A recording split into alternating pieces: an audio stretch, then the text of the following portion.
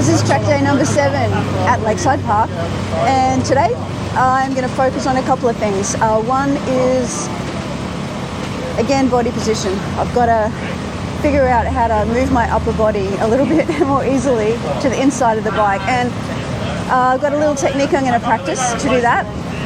And the other thing is, I bought a lap timer, so I'll play around with the data from that as well. Not during the day, I'm not even going to look at it, but it'll be fun to see what I can learn from the data later.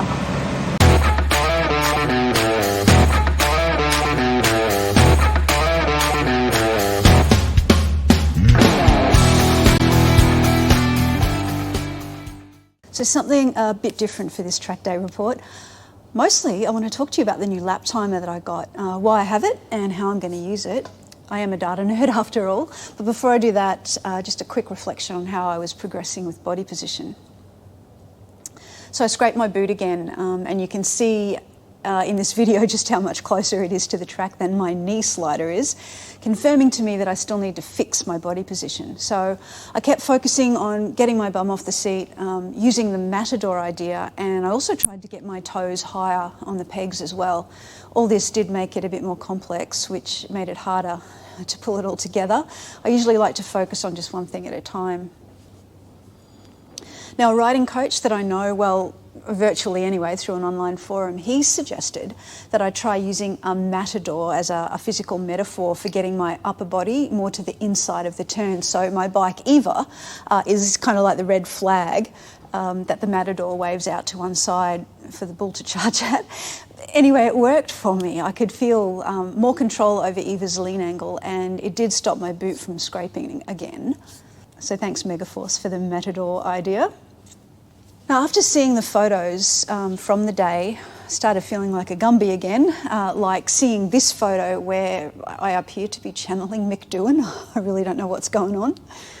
But then I did look at photos from the faster groups and didn't feel so bad because most of them looked pretty similar.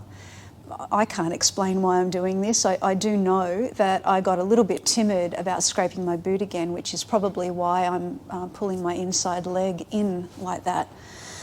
But things did start coming together more fluidly in the 5th session. I set up the GoPro to see what my foot and knee were actually doing.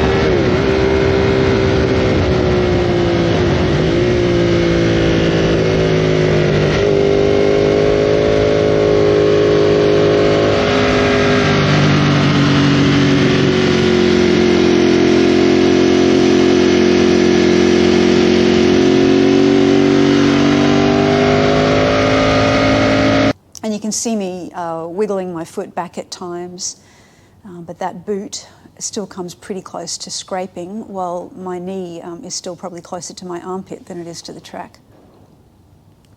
And yeah, I do see that I'm holding up a few others too, but the goal is to change that, of course. Now, it's a shame the GoPro was not facing the other way because an eastern brown snake was on the track and I just avoided it. A mate behind me said that it even had a go at me as I passed it, and not because of that snake. I did get my fastest lap time of the day during that final session. So back to the lap timer, and it's the first day that I've had a lap timer. The lap timer is a speed angle, and it's, from what I understand, pretty plug and play. I just got to find satellites and turn it on when I want it, and it figures out the rest, thankfully. Yeah, should be fun playing with that data. And if you're curious, I just mounted the little GPS sensor on this horizontal level part of the frame, and just use the Velcro straps around the triple clamp. So that seems to be pretty stable. I've bunched up the excess cord and just attached it to the brake line there, the clutch cable there. Nothing seems to be interfering. I had to try hard to not get distracted by the numbers after each session, particularly they're not being relevant to the day's focus. And like how a certain Mr. Moto Garage kept pointing out, my maximum speeds were getting slower through the day. But again, I was finding the whole body position thing a bit tiring, and the main straight was almost a chance to rest before trying again for the next corner. Anyway, what I really want the lap timer for is three things. So firstly, lap times as an indicator of overall progress. So I did spend a few hours going through GoPro video cuts from my previous track days to extract the lap times, and they were quite accurate, way less than a second variability. But from now on, obviously, the speed angle will give me the data far more accurately. But I've charted what I have, and I can see how I'm improving over the last 7 track days. My fastest lap time of the day, now this is tracking obviously my fastest lap for each track day. It's coming down every single track day too, which is good. But it's not the only measure to track improvement. My median lap time of the day, I think one fast lap isn't enough, so I'm also tracking the median lap time, because if that comes down, it also means that 50% of my laps are getting faster as well.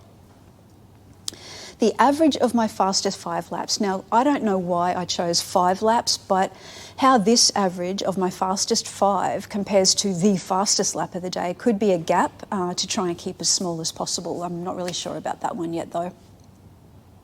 Secondly, lap time variation as an indicator of consistency. So consistency also matters, I reckon, and what I mean by that is that the lap times aren't highly variable, that I can keep running close to my fastest lap times over and over again. Now I'm trying 2 additional ways to measure that. The average of my fastest 10 laps of the day, and the idea of this one is to exclude lap times that are affected by riders going slower in front of me that I can't get around.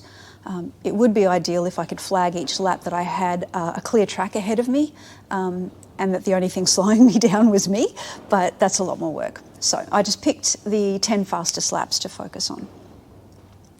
And the range of my fastest 10 laps of the day. Now the idea here is that to see how far off my 10th fastest lap is from my fastest lap, and the smaller that number, the more consistently I'm riding. The green and yellow bands that you see, they're estimates for the lap time ranges for the faster groups, so I can see when I might be ready to move into the next group. I'm in the blue group, green is next, and then yellow. Now I would like to get at least 4 seconds off the average of my fastest 10 lap. I think I can sustain that pace when I'm not slowing down for other riders, but maybe there's a better way to know when I'm ready for the next group. It's not a priority for me right now though. Now what all this really gives me is a baseline for improving from. I suddenly feel very switched on to improvement, more deliberate than ever. I always see things in the videos that I'm not aware of while I'm actually riding. Plus I get a lot of ideas from faster riders and training courses, so I'm capturing all these ideas in a list now, and yes, it is a rather long list, and that's the third reason for the lap timer. So step by step, and without rushing or overwhelming myself, I want to test each improvement idea and then hopefully see the impact in the graphs that I already showed you, but also more specific graphs probably that I can create from the speed angle data, like maybe braking force, braking distance, lean angle at various points around a turn, at what point do I tip in, when do I start accelerating out, and a whole bunch of things like that. I mean, it's a game really. I love testing and learning and seeing immediate results. Instant gratification. And I love going faster, of course. Now, I still haven't worked out how to overlay video with the lap timer data in neat little gauges, having a few technical issues, struggling to find anyone talking about those issues on the interwebs or in the app documentation or even in the forums. Hopefully I can then get this sorted by track day number 8. But before that, I will be doing the California Superbike School Level 1 training at Morgan Park at the end of the month. More improvement ideas, no doubt. So I'll catch you after that. Happy writing.